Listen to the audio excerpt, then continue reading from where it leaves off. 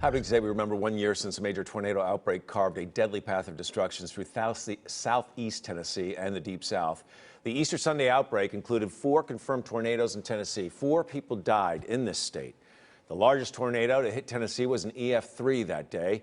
That took direct aim at a section of Chattanooga and Hamilton County. We had a chance to catch up with reporter Bliss Zeckman from our Chattanooga partner station. She was inside her home as it was destroyed by that tornado and recalled the very moment.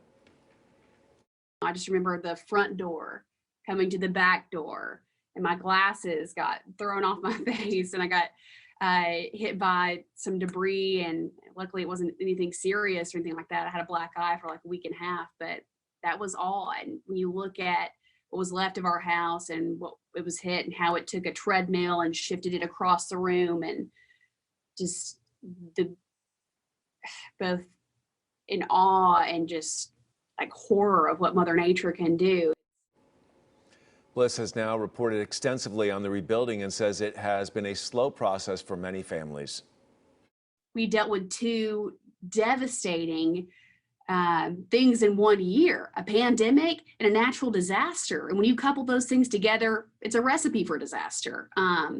People can't get their building supplies in time. Projects were put months on a delay. I mean, there was a woman I spoke to just the other day who said she tried to order a toilet and they were like, it's going to take 6 months to get here.